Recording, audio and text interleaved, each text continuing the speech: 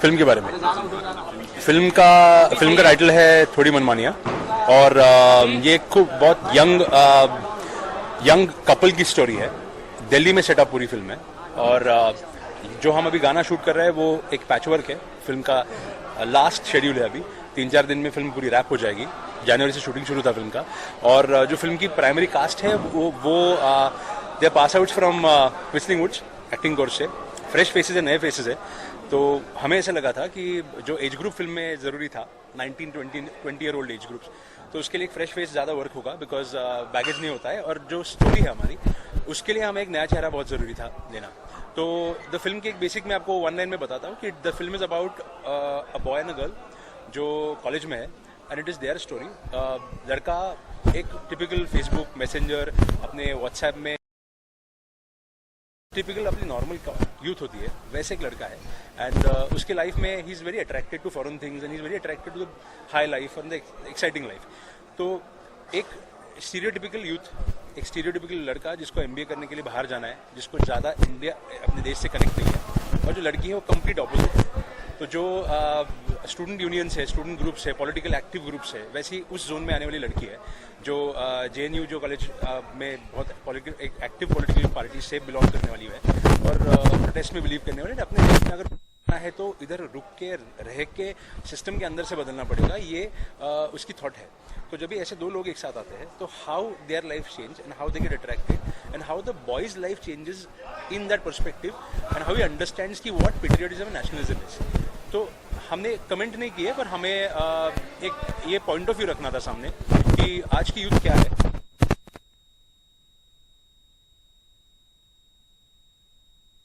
देखते हैं तो it is a point of view of us as young film makers.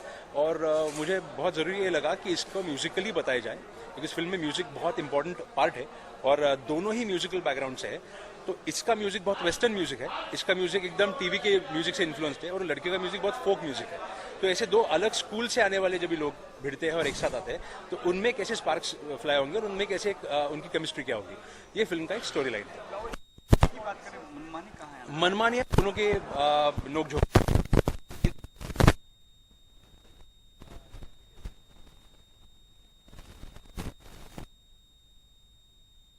Youth है, वहां पे म्यूजिक का सीन भी बहुत का इस्तेमाल किया है। आपने जेएनयू की बात की, वहाँ पे कन्हैया सही है, उसके बारे में था, कोई सपोर्ट करता था तो कोई उसको अपोज कर रहा था। तो हमें किसी इंसिडेंट के बारे में बात नहीं करनी है, हमें उस एक जनरेशन के बारे में बात करनी है जो जिनको सही लगता है कुछ कॉज के लिए खड़ा रहना। कन्हैया का कॉज सही था या गलत था, इसमें हम नहीं जाने वाले हैं, उसका कॉज कंप्लीटली अलग था। इसमें हमने क्या दिखाया कि जो लोग जो यूथ है जिसको लगता है कि जो अपने समाज में हो रहा है वो गलत हो रहा है, और जिसके सामने किसी जिसके खिलाफ वो खड़े रह के बात करना चाहते हैं, उनके बारे में है।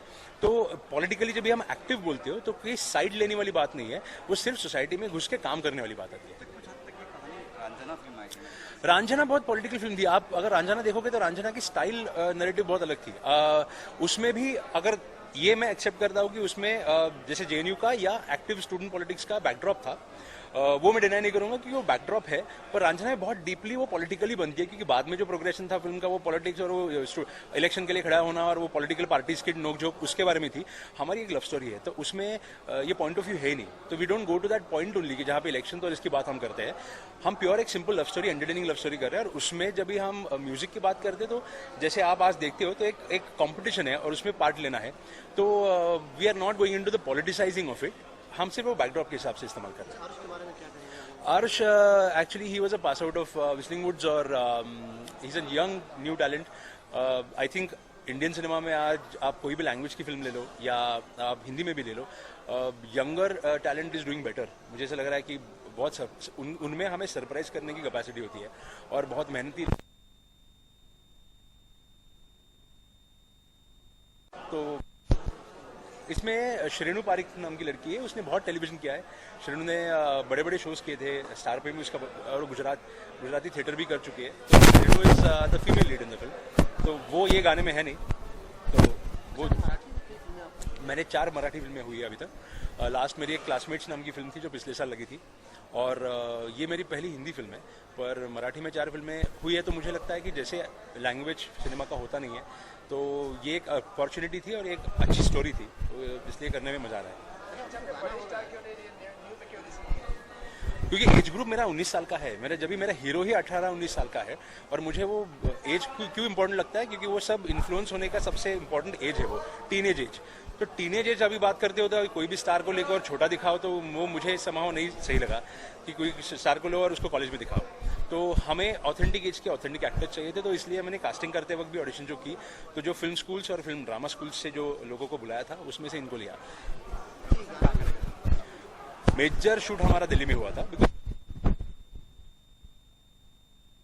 आदित्य सरपोतदार के साथ दूसरी है और हमारी ये 7वीं फिल्म है। अब इसके पहले हम लोग मराठी बहुत फिल्म कर चुके हैं। ये बॉलीवुड में हमारा फर्स्ट डेब्यू है as a music director, and इसके अंदर हम लोग ने 2 गाने किए हैं, एक मेहरबा और दूसरा बंजारे है। तो ये भी जो शूट हो रहा है वो बंजारे को हो रहा है। इसको गाया है जुबिन नौटियाल ने। इसके पहले जो किया है मेहरबा है वो गाया है शेखर रावजिया ने और शालमिली खोलगड़े ने। तो बेसिकली ये आदित्य सरपोतदार के साथ हमारा दूसरा पिक्चर है, तो इसके लिए बहुत पहली और गाने आज के दौर में गाने आते हैं डिफरेंट के हिसाब से वो तो डायरेक्टर का जो हमें ये मिलता है रेफरेंस मतलब जिनका उनका सिचुएशन का जो मिलता है वो है डिफरेंट। हम लोग नहीं बोल सकते क्योंकि डिफरेंट बोलेंगे तो डिफरेंट तो सब हो रहे हैं आजकल। हर गाना एक कॉम्पोजिशन दूसरे गाने से अलग ही होता है, बट म्यूजिकली हम लोगों ने उसे ट्राई किया जितना डायरेक्टर ने बोला कि मुझे ये गाना रॉक जोन में चाहिए, जो सॉफ्ट रॉक है वो उसमें चाहिए, वो हमने सोल उसका इंटैक्ट रखा है डेफिनेटली। आपको फिल्म मिली थी तब आपने क्या स्क्रिप्ट सुनी थी आज का? हमने पूरी स्टोरी नहीं सुनी क्योंकि हमेशा आदित्य सरपोतदार जो सही दिस इज सेकंड टाइम हम लोग इसके लिए पिक्चर कर, वो हमें हमेशा गाना देते वक्त सिर्फ एक लाइन बोल देता है कि ये गाने का ये सिचुएशन है, मुझे ये सुना। तो उसको हम लोग 10 ऑप्शन सुना देते हैं, उसमें से 3-4 बजे तक रात को बैठा फिर वो हिसाब से ही करेक्ट। हिंदी में पहली आपकी ये हमारी हिंदी इसके बाद अभी एक्चुअली ट्रॉय आरिफ है वो मराठी इंडस्ट्री में हम लोग जाने माने हैं, बिकॉज मराठी इंडस्ट्री में हम लोग ने ऑलरेडी 6 to 7 मूवीज अभी तक लाइन में हम लोग ने कर चुके हैं। तो हिंदी में इट्स लाइक बेसिकली ये Troy Arif like it's a good break for us और we are hoping that through this songs we can get through the masses. Marathi में अभी हमने हाफ टिकट की है, उसका बैकग्राउंड स्कोर हमने किया है और उसको हम लोग को ऑलरेडी गुड रिव्यूज मिल रहा है, अच्छा लग रहा है कि थैंक यू सर।